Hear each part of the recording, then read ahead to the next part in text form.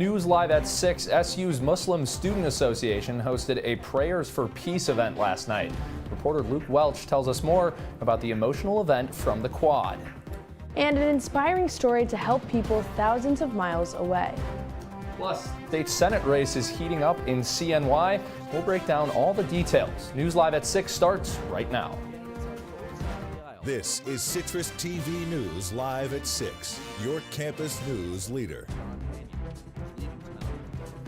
Thanks for joining us tonight. I'm Olivia Maniscalco. And I'm Jake Morel. We begin tonight with the latest on the war between Israel and Hamas. President Biden returning from his overseas trip to Israel, vowing support for the United States' ally, also pledging $100 million in humanitarian aid to Palestinians in Gaza and the West Bank.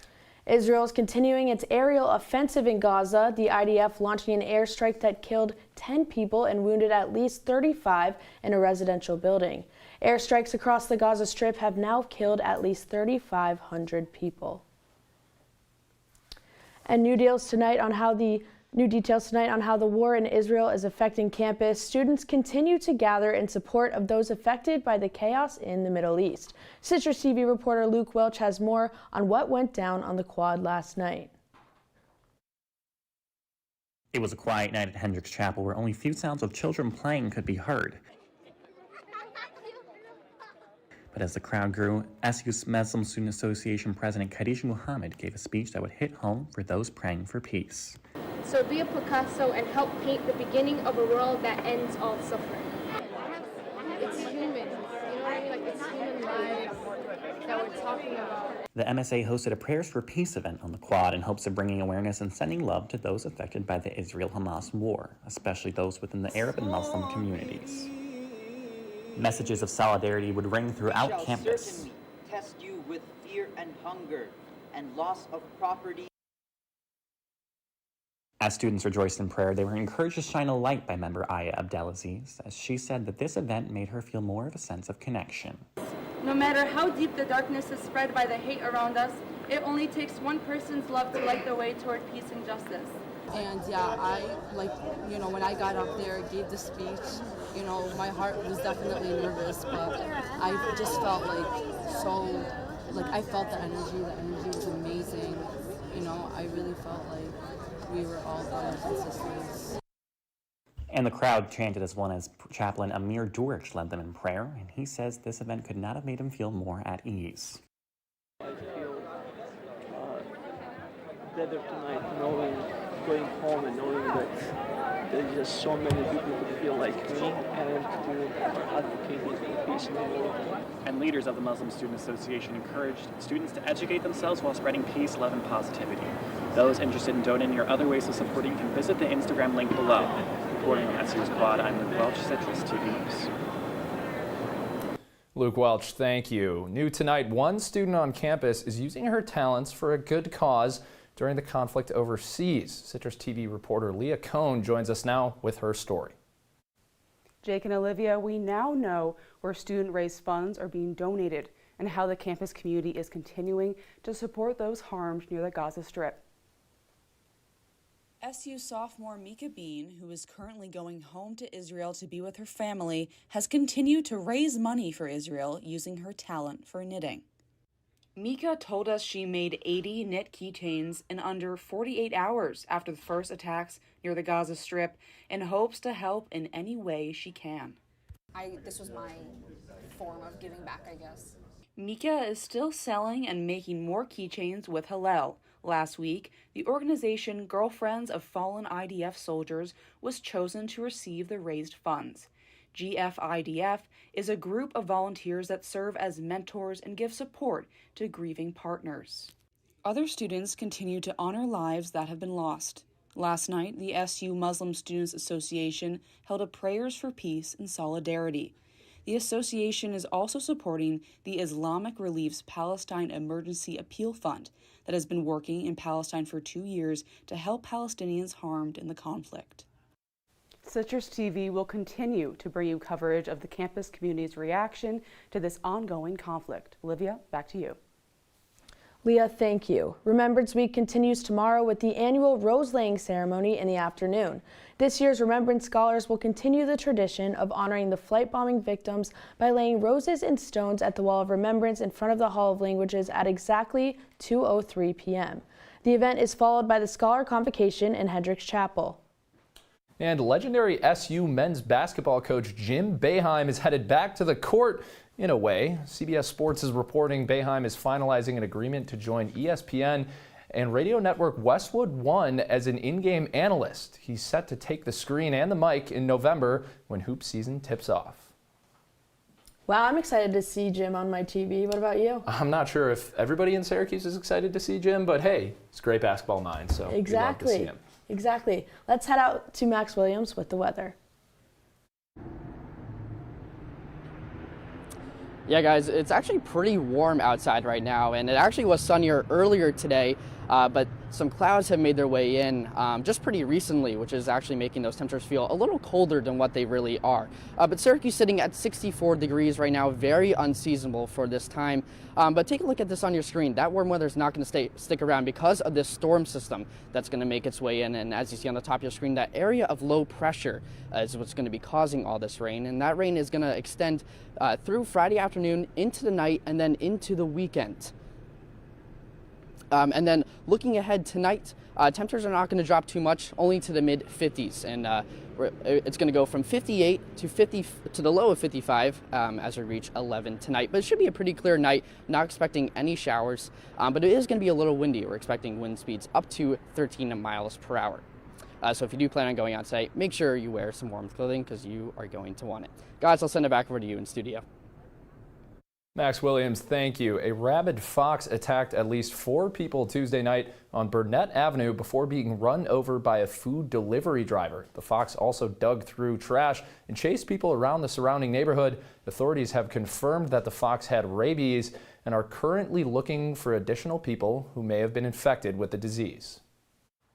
And Syracuse police are on the lookout for a man who they say robbed a Westcott liquor store at gunpoint. A masked man entered the store just after 9 p.m. on Tuesday night and demanded cash from the store manager, which was handed over. No injuries were reported, but if you have any information, call Syracuse police at the number on your screen. And police say a man was held captive and brutally beaten by 2 men who lured him into a home in DeWitt. Using metal pipes, the 2 men attacked the victim, leaving him nearly toothless. They planned to kill him, but the victim managed to escape to a nearby house. This happened back in September. Police arrested 1 suspect, 39-year-old Liverpool resident Nathaniel Shug, and they're still looking for a second suspect, 34-year-old Shaw Powell of Syracuse. More crime news. Syracuse police are continuing to remind residents to lock their cars. This as the city has seen over 800 car thefts this year. That's up 65% from 2022. But it's not just a problem in this city. The Onondaga County Sheriff's Office says the immediate suburbs of Syracuse, like DeWitt and Camillus, have also seen an uptick. Out in Skaneateles, 5 cars were stolen in just the last 3 weeks. Now SPD says the cars are mostly being used to commit other crimes than abandoned. Car thefts are up nationwide, especially in Hyundai and Kia vehicles, which are easier to steal even if the car is locked. And police are investigating incidents of stolen mail and checks in the town of Manlius. Police say a patrol car spotted a cyclist violating multiple traffic laws, and when they caught up with the rider, they say he had multiple pieces of mail from homes all along Collimer Road. Police are asking the community to reach out if they have been a victim of a similar crime as part of the department's ongoing investigation. Staying in Manlius, not every taxpayer is charged up about new electric buses. In a town hall last night, residents in the Fayetteville-Manlius School District got a chance to see the new electric buses being proposed, but some expressed their concerns that the electric buses will be inconvenient and there's not enough infrastructure to support them yet. The vehicles can complete up to 6 runs and need to be charged before each school day. New York State has mandated that all new buses purchased by school districts must be electric starting in 2027. And parts of northern New York are in a water emergency. Governor Kathy Hochul's office says a water main break in Watertown this morning is draining water for available residents. State and federal officials, are delivering bottled water to the city and surrounding areas, including Fort Drum. Grocery stores in the area were packed this morning as residents scrambled to get clean water. Jefferson County officials say it could take days to get the problem fixed and that residents will still have to boil water to use it once it's restored. Central New York is facing a rise in swatting threats. Governor Kathy Hochul says that 10 school districts across the state received swatting threats Wednesday morning. Hochul has directed state police to investigate these threats and work with all levels of law enforcement to find and arrest the people responsible. And New York Senator Kirsten Gillibrand is calling on Congress to provide more funding to protect synagogues and houses of worship. She's asking for $500 million as attacks against Jewish and Muslim communities are on the rise in the wake of the war in Israel. The money will be used for houses of worship to install equipment like security cameras and to hire security guards. New York State has the highest Jewish population in the country, and anti-Semitic incidents increased almost 40% in 2022 and have plagued central New York in recent weeks. The father of New York Governor Kathy Hochul has passed away. According to her office, John Courtney, a Buffalo native, suffered a sudden brain hemorrhage in Florida last night. Hochul learning this as she was on a flight to Israel to meet with victims of Hamas's attack on the country. She's there to express solidarity with the Jewish people and says New York stands with Israel. Hochul was planning to visit her father on Friday when she returned stateside.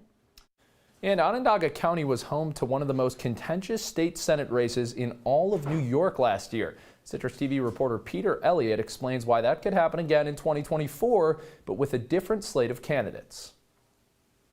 Summer might be over, but the race for state Senate in 2024 is just heating up. A lot of people are kicking tires.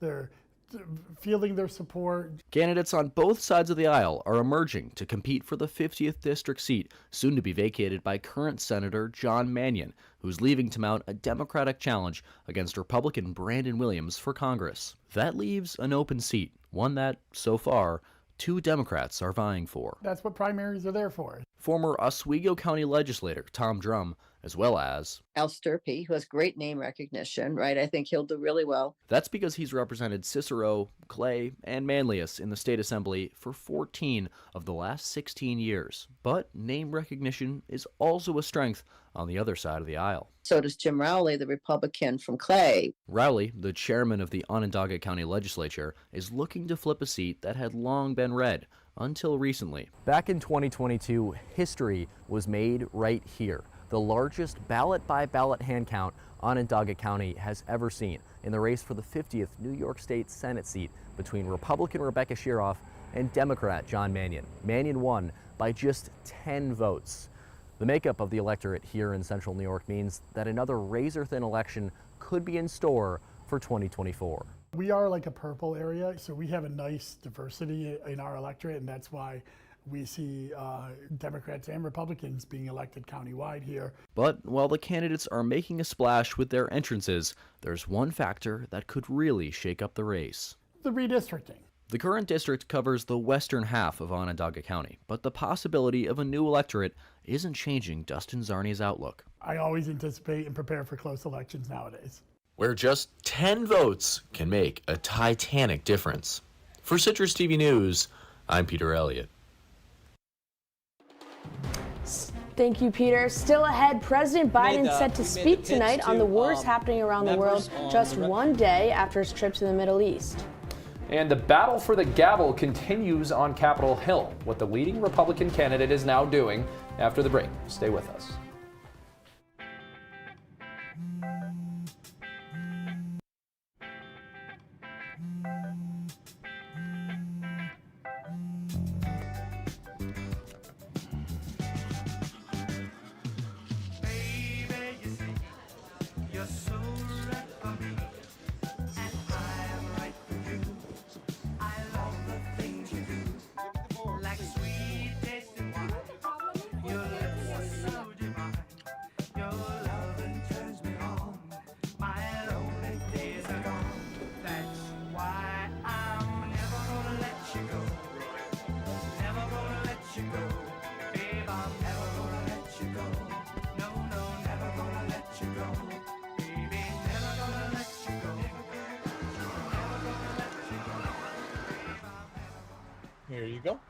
Thank you. Thank you.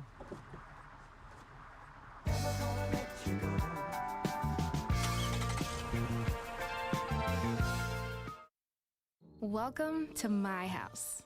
Lately, not my happy place. Everybody's pretty tired of each other. The parents were not themselves. My little brothers were morphing into small creatures. The walls were closing in. Clearly, a case of too much family, too close, 24/7. And there's a lot of that going around right now. If this sounds like your house, try going someplace new. YourLifeYourVoice.org. You'll find lots of ideas to help you handle the family stresses of being confined to close quarters. YourLifeYourVoice.org. It might not get you out of the house, but it could help you find a little more breathing room.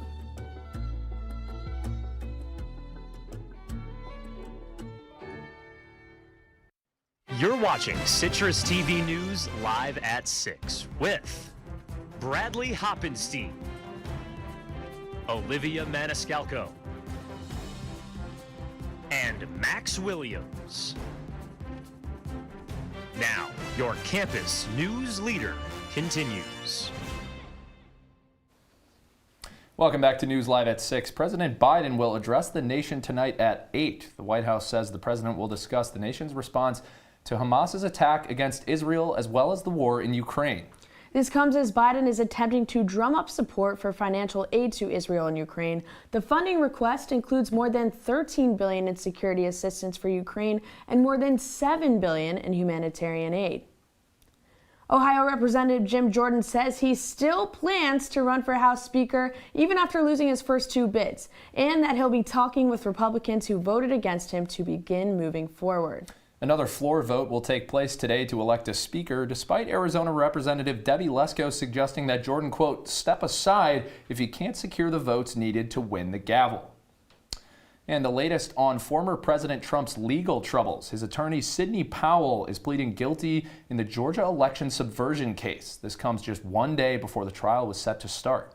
As part of the deal, Powell is admitting her role in the January 2021 breach of election systems in Coffee County, Georgia. Powell could face 6 years probation. Part of her plea deal requires her to testify at future trials. Trump is a co-defendant in the case but does not appear in Powell's plea documents.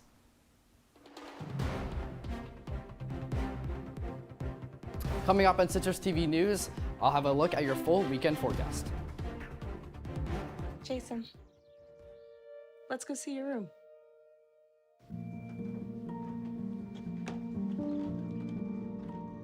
What do you think? We kept it a little spare, so you can decorate it how you like.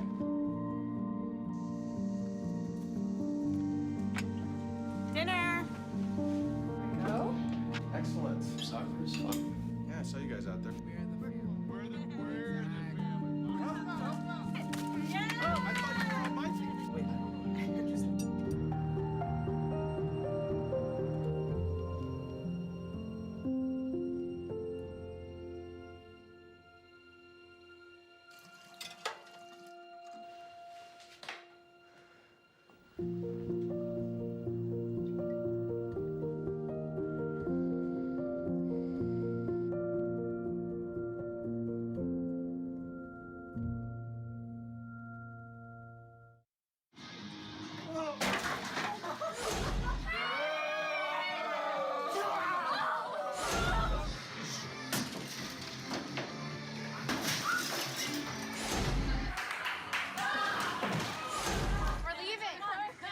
Most party fouls are pretty dumb.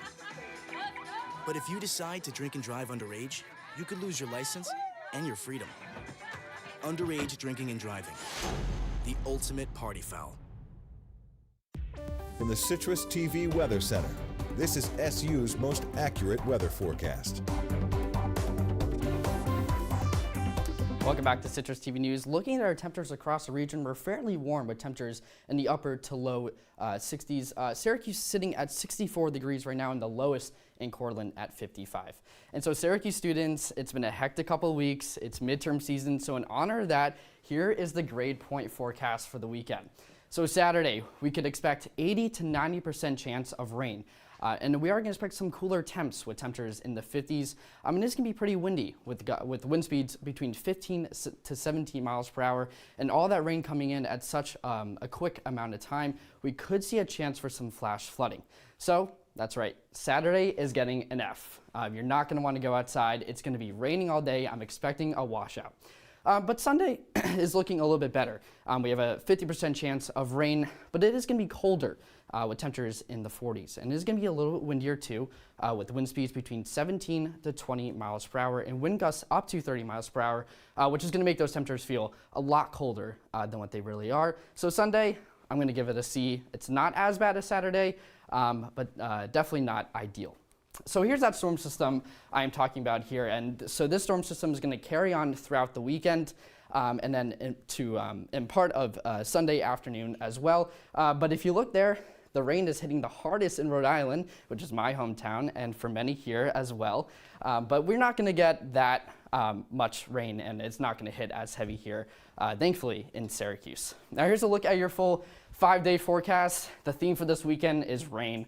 Unfortunately, lots of rain in our way, but making for a nice week ahead with sunny skies. And look at those temperatures next week, bouncing back up into the 60s. It's going to be a pretty warm week next week. But look at those temperatures at night. We're going to be within the 40s and low 30s here, so it's definitely pretty cold. So if you do plan on going out any of those nights, make sure you wear something warm.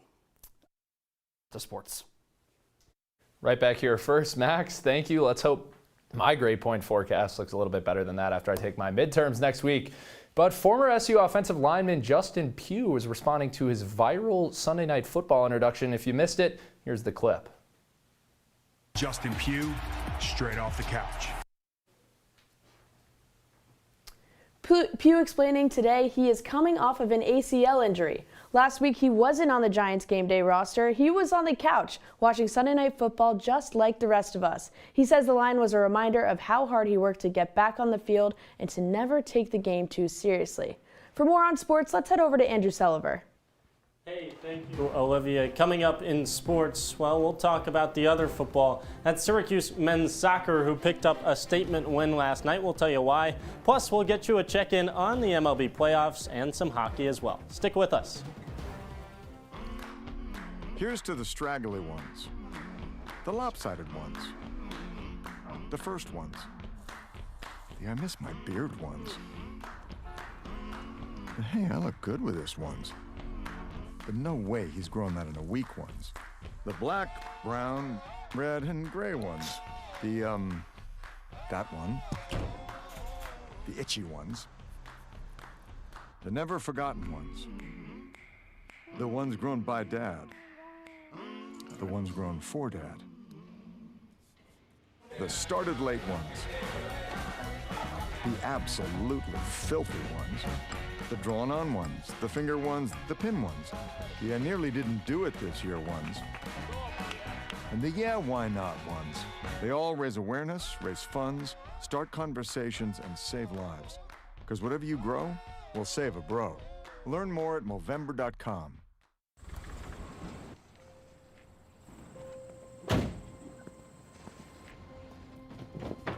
Dad, they took over my bedroom. Come on, come on. Okay, Dad. 1, 2, 3. Dad!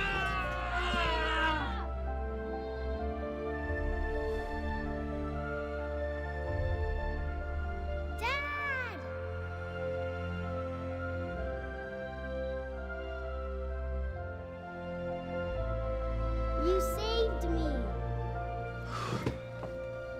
Dad? Are you okay? I'm fine, dear.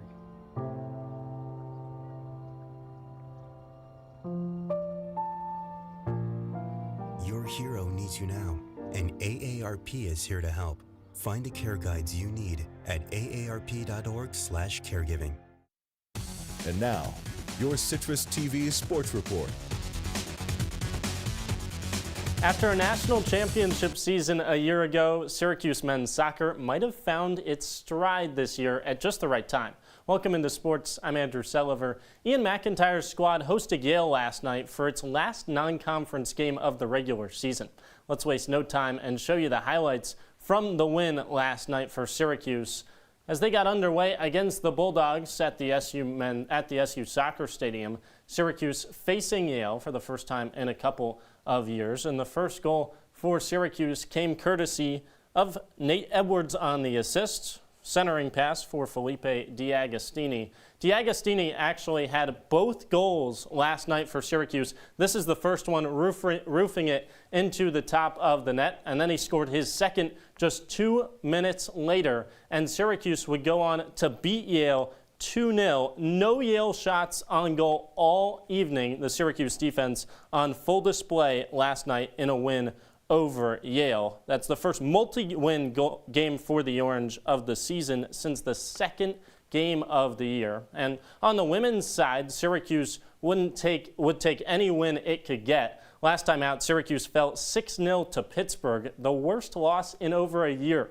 for Nikki Thrasher-Adams and company. The only bright spot, double-digit saves from goalkeeper Shea Vanderbosch. The Orange are back in action at NC State tonight. Vanderbosch tries to inch her way closer to history at 7. The sophomore sits just 30 saves away from SU's single-season record. The Orange have 3 games remaining in the regular season, and kickoff tonight from Raleigh is set for 7 o'clock. From the Tar Heel State to the Lone Star State, and from soccer to baseball. Last night, the Rangers hosted the Astros for Game 3 of the American League Championship Series. Texas swiped the first 2 games on the road in Houston. With a chance to move just 1 win from the World Series, manager Bruce Bochy sent veteran Max Scherzer to the mound, starting for the first time in over a month due to injury, and Mad Max and company fell 8-5 to the reigning World Series champs. With the win, the Astros moved the series to just a 2-1 advantage for the Rangers. And Game 4 begins in just a matter of moments, a couple hours from now at 8:03. First pitch from Globe Life Field in Arlington, Texas. The next 2 games at the home of the Rangers. Your pitching matchup tonight, Jose Urquidy goes for Houston, and Andrew Heaney is on the bump for the Rangers. Flipping over to the National League, Game 3 is underway right now in the NLCS. The Phillies lead the series 2-0 at the moment. It's game number 1 in Arizona of the series, and at the end of the 4th inning, well, it's still scoreless at Chase Field. Ranger Suarez and Brandon Pfaadt, the starting pitchers in that game, and each one has just allowed 2 hits through the first 4 frames. And in hockey tonight, 2 New York teams return to action. The Rangers host the Predators, and the Sabres host the Flames. Both games getting started at 7. The Rangers are off to a 2-1 start to the year and undefeated so far at home in New York. Nashville has just 1 win in 4 tries, and meanwhile, flipping to the other matchup, Buffalo against Calgary. Buffalo just 1-2 through 3 games, and they try and pick up win number 2 tonight at 7 o'clock. Back to you guys at the desk. Thanks, Andrew. When we come back, one last look at your wake-up weather.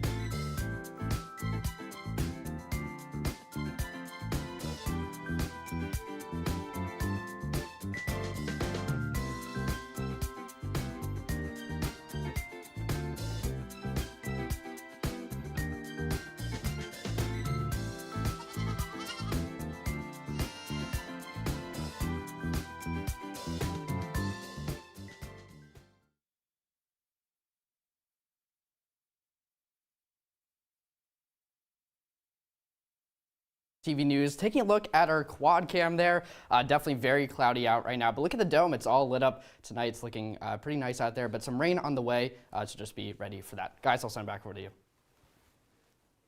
Unfortunately, that's all the time we have tonight on Citrus TV News Live at 6. For more of the latest, follow us at Citrus TV News on X and check out our website. Thanks for watching and have a great night, Central New York.